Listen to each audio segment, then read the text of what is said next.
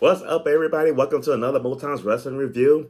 And we are here discussing Monday Night Raw. And I'm also eating on some orange slices. If y'all haven't had these in a while, don't start. These are addicting. I had them a couple weeks ago, and I've been having them every day since. But we're here discussing Monday Night Raw. And we're going to kick the show off with the Dangerous Alliance in the ring. We got Seth freaking Rollins with everybody singing his song as they go out to the ring, along with the mastermind Paul Heyman.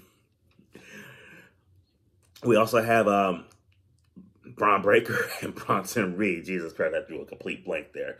I'm still seeing everybody on Facebook comparing them to Evolution. Stop it, stop it, stop it. Paul Heyman is not the Ric Flair of this group, so therefore this is not Evolution. Ric Flair is the greatest wrestler of all time. Paul Heyman was never a wrestler, so stop comparing them to Evolution. If the Dangerous Alliance pick up a fourth member, you could compare them to the Horsemen. You could compare Paul Heyman to J.J. Dillon. But outside of that, stop it.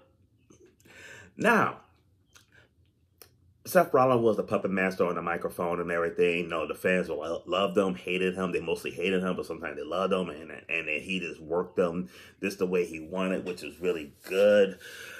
But I said in the chat, though, if they want Seth Rollins to be a true heel, they got to change his music. Like, you can't have like all the fans singing along to his music and he's your heel and everything. So if you want him to be a true heel, you got to change his music.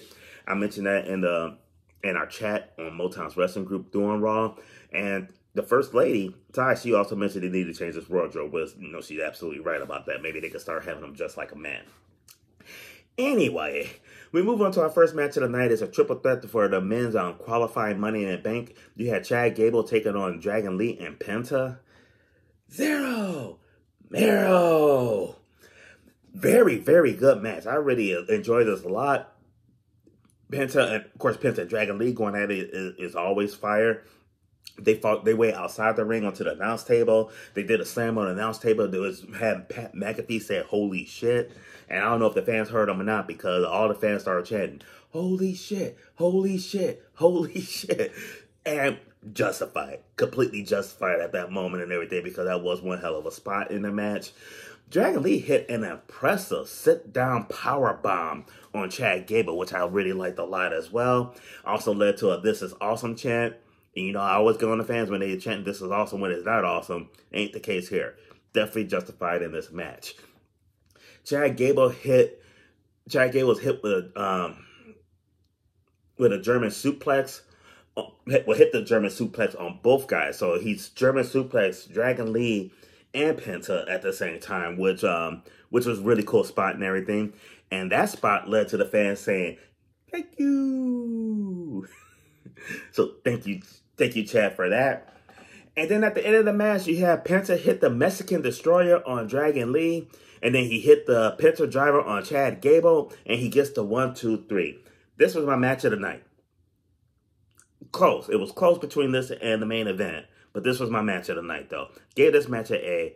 Loved it from beginning to end. The right person won. I mean, Chad Gable was already wrestling the AAA event that same night as Money in the Bank in a different building. I don't think it's really fair to have him wrestle twice in two different buildings and have him wrestle early in the day, then pack his gear, get all his shit over to the other building, and then wrestle another time there.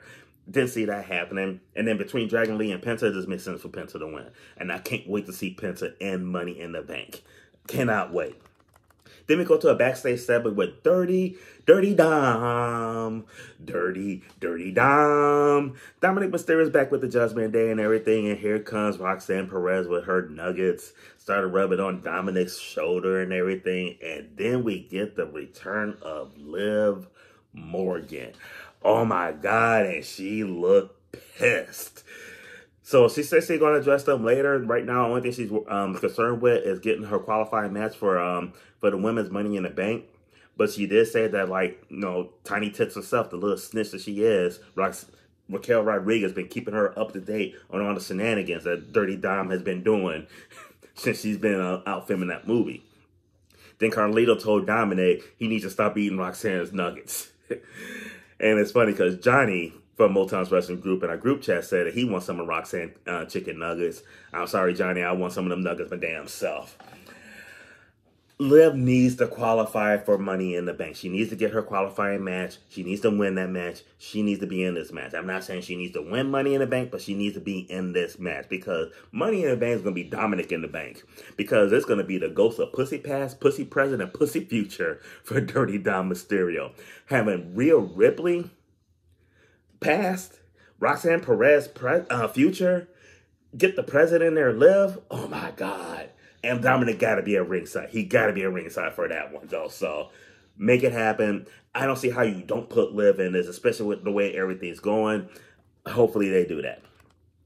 Next up, we have Rusev taking on Tozawa again because Tozawa won revenge. Quick match. Rusev squashed his ass like a fucking cockroach. 1, 2, 3. Match is over in like a minute or so. I gave this match a B-. And the reason why I gave this B-, I mean, was it a great match? You know, it was a squash match. It was what it was. But I personally like squash matches. I think we should have more squash matches. So I really enjoyed this. And then out came Sheamus. Sheamus and Rusev did a stare down before Rusev walked away, though. So definitely looking forward to their programming that they're going to have coming up. Even though we all know that Rusev's going to end up beating Sheamus, but it's going to be a banger after a banger after a banger.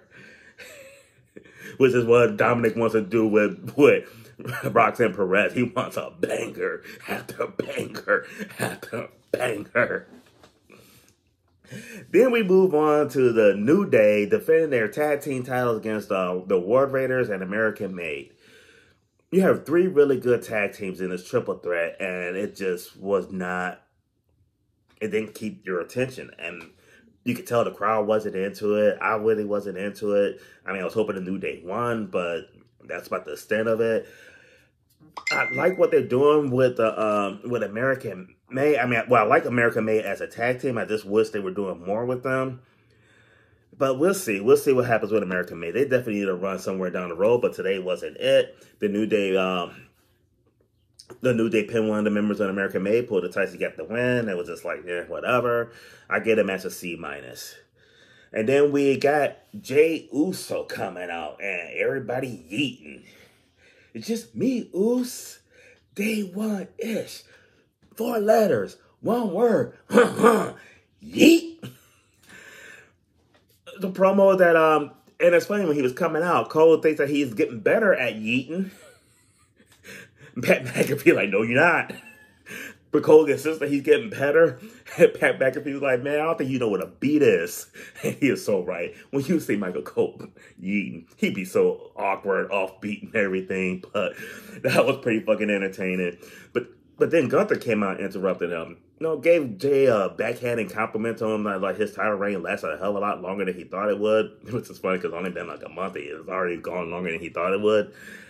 But, it was an okay promo. I mean, I don't think it really moved anything with them and fighting and everything. I mean, Jay Uso got his tag team match coming up in 2 weeks at Money in the Bank, and then 2 days later on Raw, he's gonna be defending his title against Gunther, which is like you have a premium live event and your world champion is in a tag team match. That's basically whatever with him and Sami Zayn or whoever, yeah, taking on John Cena and Logan Paul. And then he defends his title on Raw. Like, shouldn't he be defending the title at the PLE 2 days before Raw?